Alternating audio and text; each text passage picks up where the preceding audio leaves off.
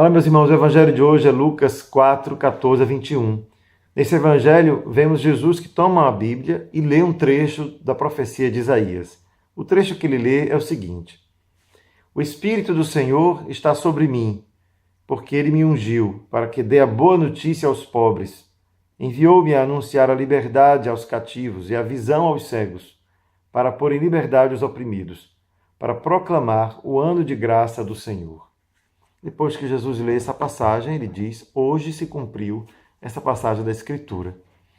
É claro, quando diz o Espírito do Senhor está sobre mim, quem escreveu há muitos anos antes não imaginaria nunca que era o próprio Jesus que iria ler. Portanto, este eu desse trecho, o Espírito do Senhor está sobre mim, cabe a Jesus.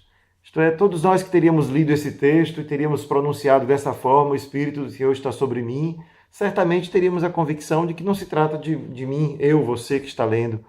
Mas depois que Jesus lê esse texto e diz isto se realizou, ele está de fato reconhecendo que é ele, a sua missão, que está ali sendo descrita. E de fato o Evangelho de Lucas vai depois contar que Jesus, ao longo do seu caminho, fez tudo isso mesmo. Portanto, aquelas coisas que estão escritas ali são aquelas que representam a esperança do povo de Israel de que Deus haveria de enviar o Messias, o ungido. Por isso o Espírito do Senhor está sobre mim, ele me ungiu. Isto é, Jesus é o Messias, o ungido. E ele mesmo se proclama ao ler esse trecho, que aqui hoje começa então meu ministério. Nesse evangelho temos esse detalhe. Mas o que hoje gostaria de chamar a nossa atenção é o que significou mesmo aquilo que Jesus disse que aconteceu.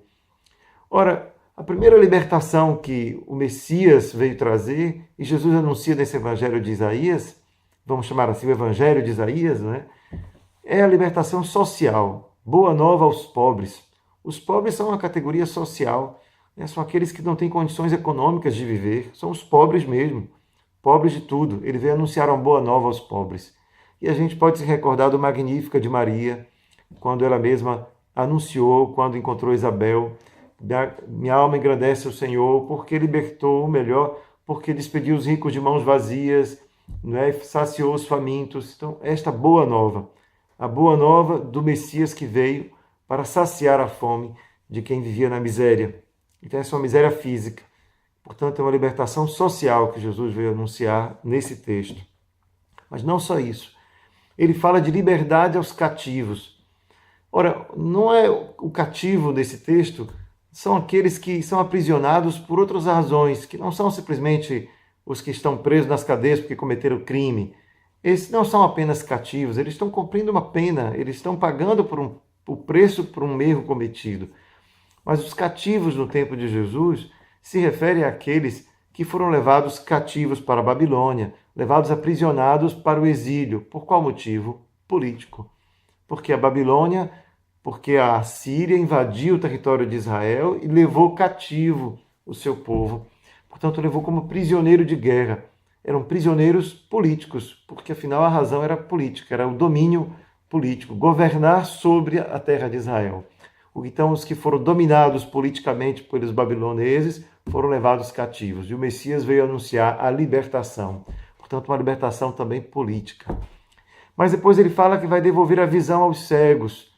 Ora, a cegueira que Jesus se refere, àquela que vamos ver nos evangelhos ele curar, é uma cegueira física.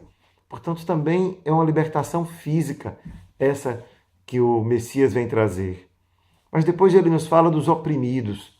Bom, a opressão ela pode vir de todos os lados, né? Ela pode ser uma opressão política, uma opressão física, uma opressão social, todos aqueles outros já ditos, a opressão social, política e física já foi nomeado. Mas faltou uma opressão que ainda não foi nomeada, e essa Jesus também veio nos libertar. É a opressão do pecado, portanto é uma libertação espiritual. Ora, não ficou nada de fora daquilo que o Messias veio fazer. É uma libertação social, política, física, do mundo material, mas também do mundo espiritual. Todas as realidades humanas estavam ali. Portanto, aquilo que Jesus veio fazer, veio trazer, não é restrito a um ambiente da vida, aquele momento em que eu vou à igreja e peço a Deus que me liberte.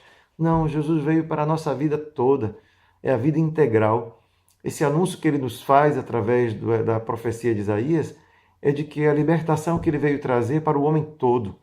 e que não pode ficar nada de fora. E que se fica algo de fora, não é porque a sua libertação é menor, mas é porque nós que recebemos essa graça, a graça de reconhecer nele o libertador, o Messias, não agimos como discípulos.